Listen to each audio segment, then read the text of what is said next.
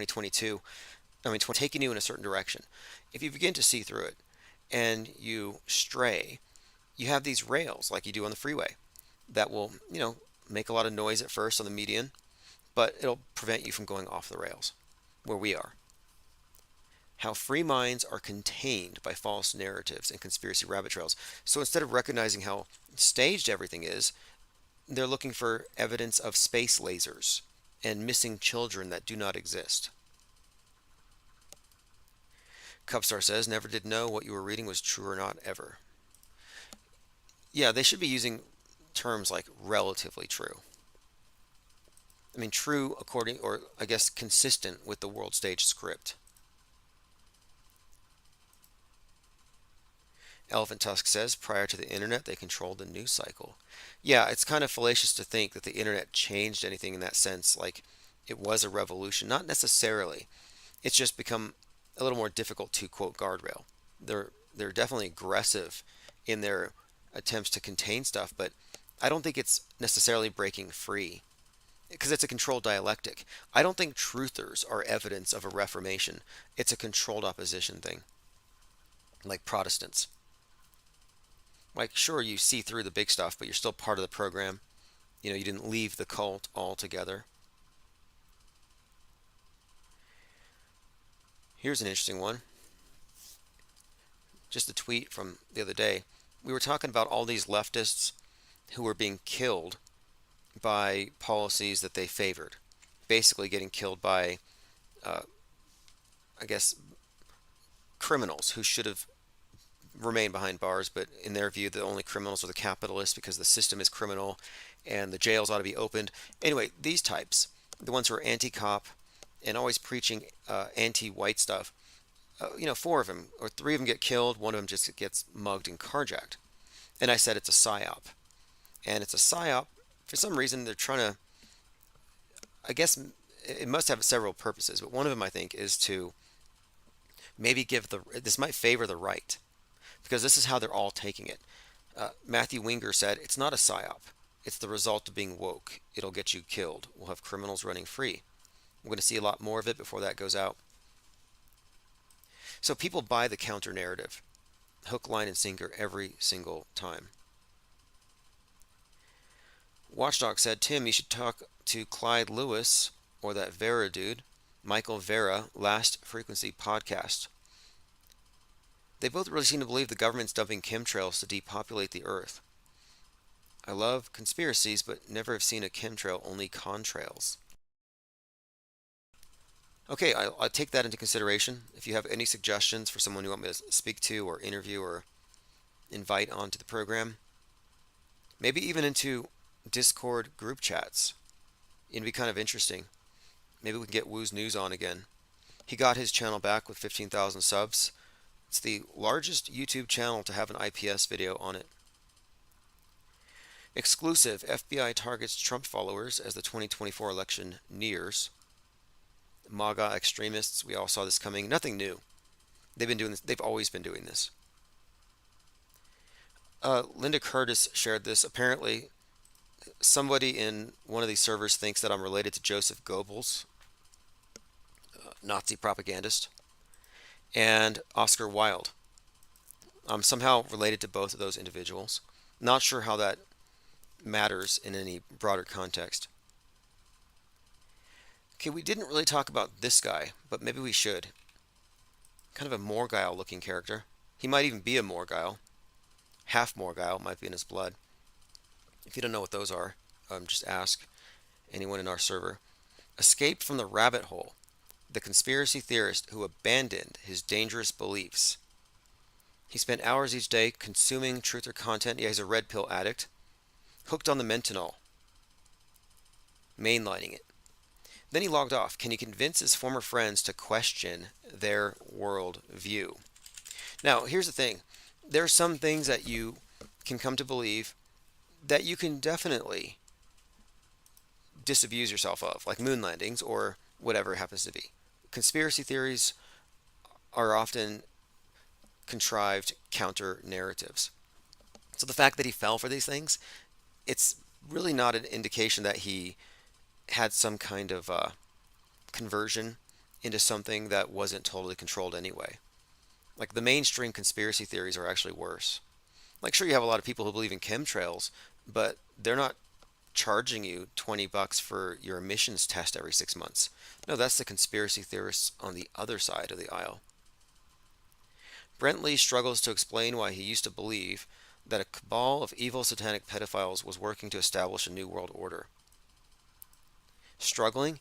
Look, I don't believe that, but I find it oddly believable because they created enough conjecture, narrative, and speculation to open the door for that kind of, yeah, I can believe Hillary Clinton wears a dead kid's face.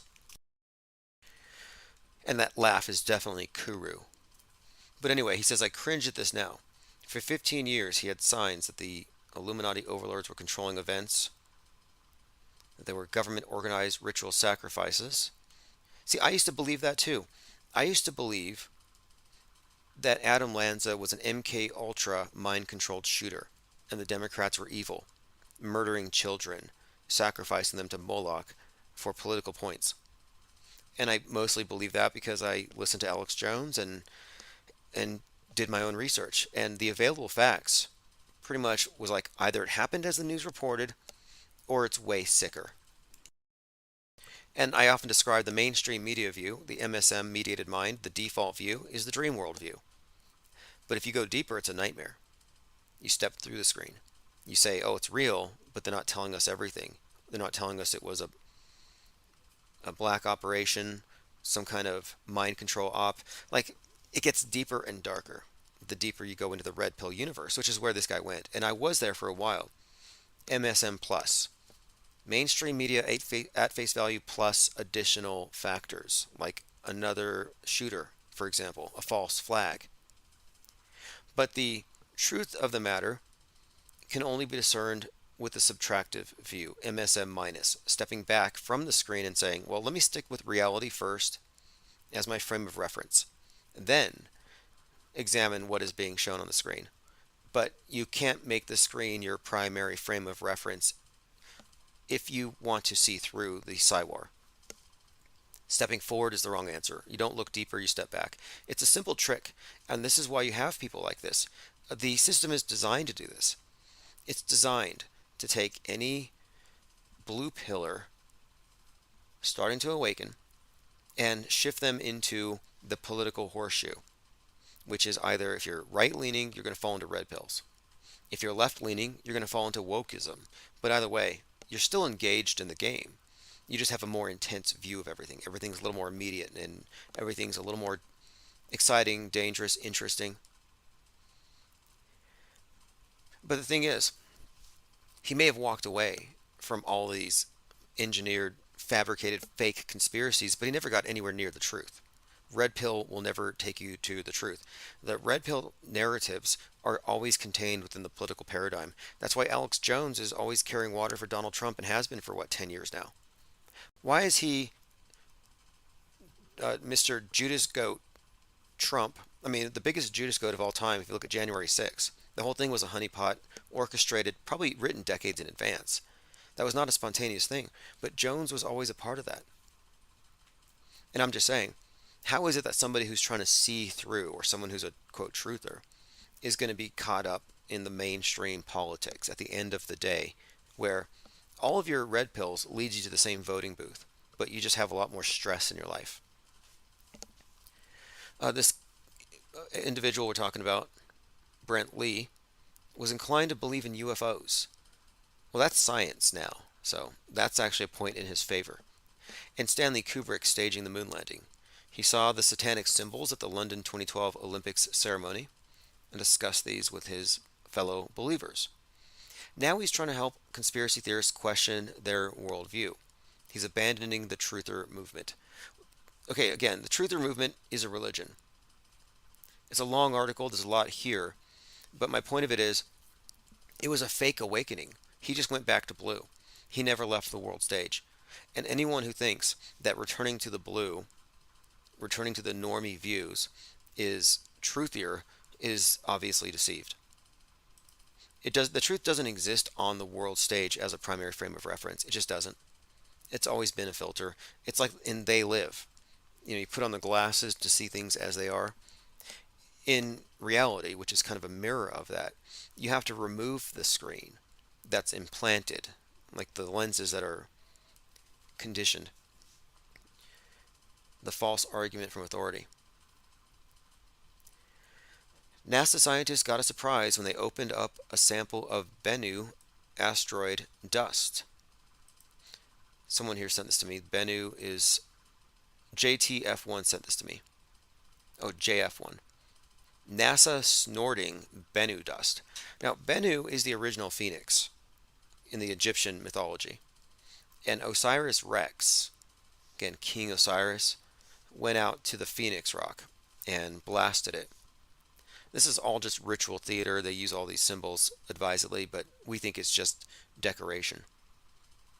We're meant to. But anyway, it says here they got dust back from this thing. Fascinating. Cute animation. It looks like excessive amounts of boosting to ensure a soft landing. I'll have to take a look. I was following that story for a little bit. And again, these are stories. And they're constantly using these names of these different deities and gods. And when you look closer, it's because it's consistent with their mythology. The earth god and the interaction with the sky goddess, Osiris, Isis, it's all there. Baja Pickleball says Israeli drones are fake. I'd need some more specifics there.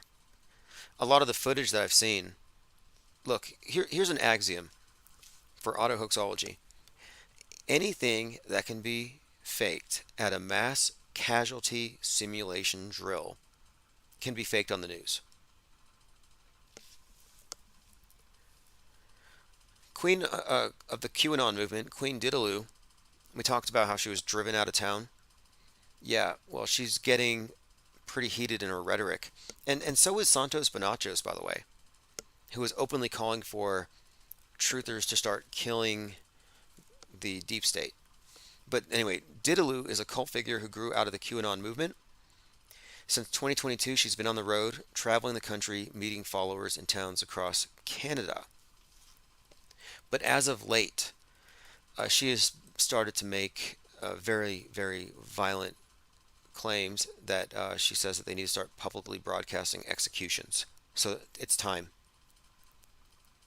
For years, the QAnon people have been saying that there's going to be tribunals and executions on TV.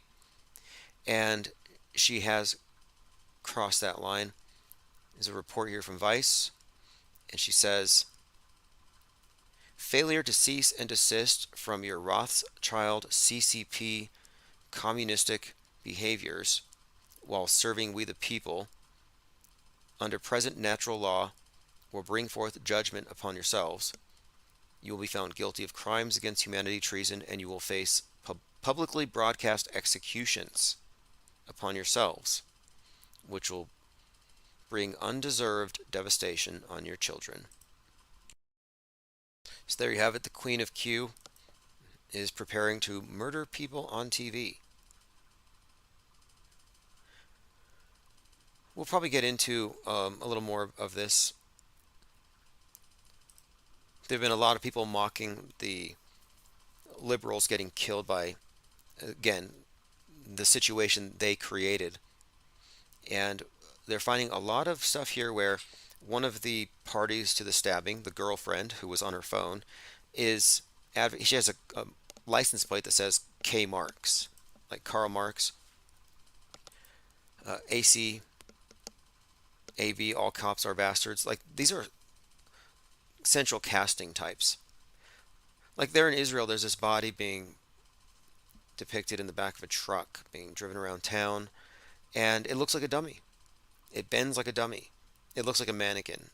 But the person has been identified by a tattoo conveniently.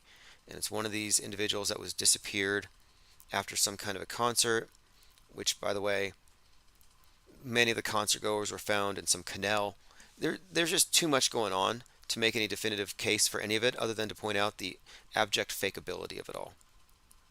And how you have these martyr narratives where they just happen to have a picture where you can see the tattoo and matched up. It's like, what Les Luthor calls chicken truther feed. So you, the citizen journalist, can solve the mysteries and put these things together. Spirit Jordak says Zach Hubbard is asking for Rebellion 2. The Controlled are on queue. Yeah, I think so. This meme explains a lot right now. You have these two NPC positions: support Israel or support Palestine. In fact, right now in Tampa, emergency demonstration as we take to the streets to defend the heroic Palestinian resistance, rewriting history before our eyes, uplift our people in Gaza. So you have pro-Palestinian marches happening, creating outrage on both sides. And now this is kind of curious. Most of you know who Matt Hyde is. Matt Hyde is a comedian, and he has often been memed. Whenever there's a shooting and like who did it, he shows up. His picture shows up, and it tends to get picked up by TMZ, and they're like, "This is him," and it's never him. It's this ongoing, never-ending joke. But anyway, he has popped up again on this viral meme. This is again Sam Hyde. Meet the ghost of Akbar, the man who orchestrated the daring paraglider attack that defeated the Iron Dome, all Israeli radar systems, IDF, Mossad, the CIA, and even the border guard who have eyes and ears. Now, normally I ignore these Matt Hyde memes because, like I said, they happen with every single PSYOP. But interestingly enough, Doja Cat just made the news for wearing a Matt Hyde t-shirt. I think in the articles they said Doja Cat is wearing a Nazi on her shirt, but no, I don't think you could fairly call him a Nazi. Yeah, this is it here from Billboard.com. Doja Cat slammed by fans for wearing a shirt of alt-right neo-Nazi. Oh, he was a co-writer on Adult Swim. Didn't know that. Hyde, who has ties to the neo-Nazi movement. What does that mean? You visited 4chan? What a joke. Like, he's a parody. He's a Poe. Elephant Tusk says, how's the new job going? You know, I got hired for the same job, two different locations, two times. Handshake, see you on Saturday type stuff. And something came back. I think it might be a judgment, a civil judgment of, I was sued for $642,000 for hurting somebody's feelings. And I think that might be what is preventing me from getting the job. That's why I'm here right now. I'm spending twice as much time here at the headquarters. In fact, I did about 75 paintings last night, little baseball card size paintings. And I'm going to be posting them all on eBay. So I don't have the new job yet. I'm still looking, but I'm finding an obstacle that I didn't expect. Wasn't planning on it. Again, Doja Cat catches heat for wearing a Sam Hyde shirt. What's a Doja Cat? It's Doja Cat. This is basically another one of these pop stars. Kind of the Babylon archetype. In fact, her new album is called Scarlet. And I've been saying for some time that all of these very prominent female diva singers are all basically representations of the Whore of Babylon. And Doja Cat's just the latest. And I called this back in February when I saw her in red the same week that Rihanna wore red at the Super Bowl Babylon fertility rite. The red is very significant in this cult. It's the Scarlet Woman archetype. And I called her back then a Scarlet Woman. And her new album is called Scarlet. I'm not a fan of Doja Cat. How did I guess her new album 9 months before? 24K says peace from Greece. Elephant Tusk says perhaps get a lawyer. Yeah. Yeah, let me get a job first and then I'll pay for a lawyer. Oh, wait. You know, it's all going to pan out in the end. It really is. I'm not worried about it. I'll figure something else out. I have a lot of energy. I don't get tired. Okay, let's move on. In fact, I'm thinking ahead here because the point of it is this. You can't run a publishing company in today's world, especially with what we publish, without the expectation of running into profitability issues. So I'm perfectly happy to operate at a loss. You know, one paycheck a month, just invest, invest, invest into what I consider to be long-term investments. Advertising. Every issue of the tabloid that gets out is an advertisement for all time. and they'll be collectible. The art inside alone will be a draw for many people to buy the originals, the full versions. So, like, my objective here is to self-finance this publication and activate our reporters, and it's just going to require an income outside of this because we've been demonetized, and that's not going to change, and I've accepted it. It's just the way the game is played. But we can win, and I think it's going to work out just fine. But I've had to push the timeline back a couple of weeks. I don't think I'll get a lawyer to assist me. Trust me, it's too. They don't have imaginations. They can't even conceptualize it. I'm like, look, I have a confession. I have an email confession with headers that proves for a fact that YouTube collaborated in fourth degree felony identity theft against me. I just need to get them in a courtroom. I had them in a courtroom earlier this year.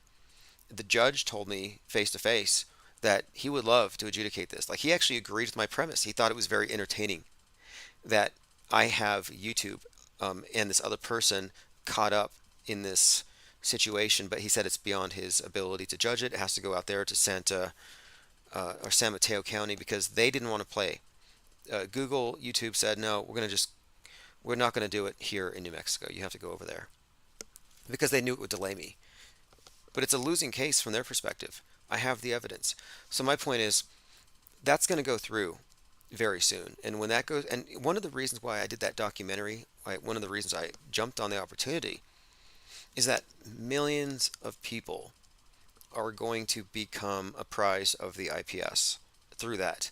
And through that, in that documentary, in fact, they wanted to record a live stream with the think tank. And I explained to them the censorship issue.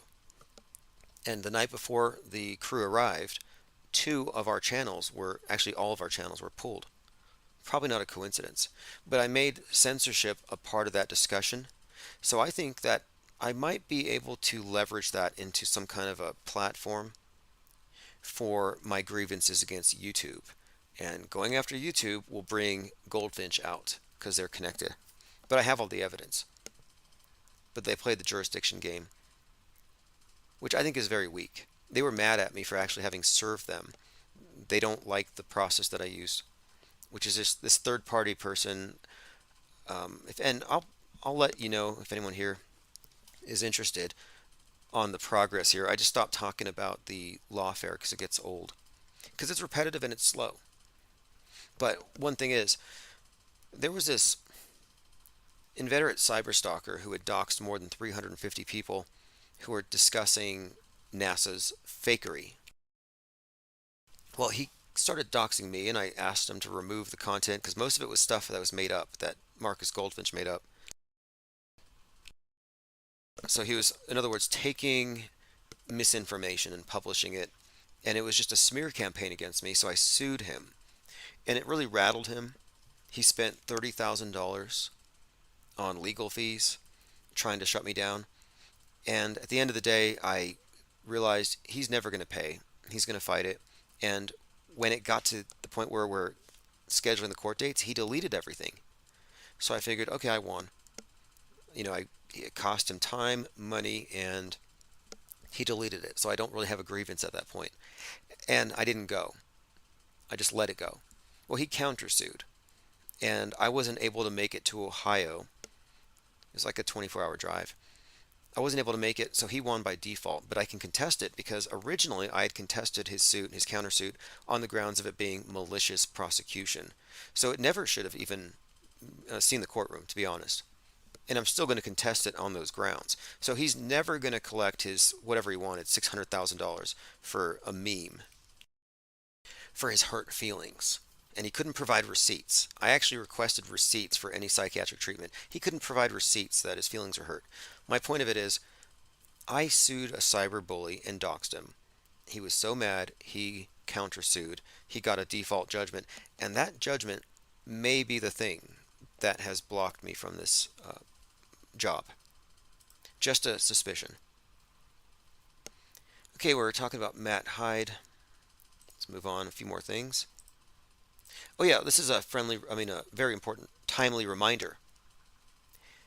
After the looting started in the Twin Cities, after George Floyd was asphyxiated for 846 by Derek Western chauvinism. We looked back and saw that the very first place that the rioters burned was a factory that had been there for 33 years. It was called Seven Sigma. Again, 33 years the store was there as the first place to burn, and this is just a factory that produces hyper realistic simulation dolls for mass casualty drills. And when I say hyper realistic, I mean they have hair like dolls. They're as realistic as they can be. They're grotesque. They have internal organs. But not only that, they're fully customizable, including tattoos. So when we see a weird bent up mannequin in the back of a truck, and they're saying, oh yeah, that's this girl, this influencer from Instagram, and the terrorists got her, and now she's in the back of the truck, bent up like Gumby. And even though these are supposed compound fractures, none of them are open and there's no blood. Well, that bendy mannequin thing was a bendy mannequin, in my opinion. And the fake ability, yeah, there's no question. But not only that, these things are customizable. And the thing we saw in the ambulance post George Floyd, yeah, that was one of these. It was the African American torso airway trainer. So this torso airway trainer actually looks like Floyd. But again, customizable. Elephant Tusk says they also burned the club where Chauvin and Floyd worked together. Interesting. Yeah, they did work together. And they had to remove a few stories about the two of them. And this argument they had, yeah, they worked together for years. Floyd's neighbor, Derek Chauvin's neighbor, thought he was a real estate agent. Okay, NASA's plan to crash and burn the ISS explained, and what space commercialization means for space. Yanking the space station back to Earth isn't a blow to science, it empowers America's enemies. Now, a couple of things about this. I've been saying that they're going to pull it down so it burns because the immolation is part of the ritual, and it corresponds to the burning of Apollo 1, the burning of the Challenger. It's all ritual. One of my questions, though, is here you have the blue marble, super precious as only the astronauts would know. And it's the only place in this vast gulf of space, vast abyss, it's the only place that has life. And yet, instead of throwing this garbage into the infinite trash can where it's eventually going to hit a star and incinerate, no, they're going to drop it on the Earth where it might conceivably kill a whale or land in a densely populated area. Or at a minimum, add to global warming. Like, why would you? It doesn't make any sense to me why you would dump the ISS on the Earth of all places. Just send it out there. In a few short years, some of us will look up and see a flaming dot roar towards the Earth and crash into the ocean. So they're planning for 2030. I was thinking that this was going to be shot down by Russia. And the reason why is that there's a strong correlation between this and the Twin Towers and the Titanic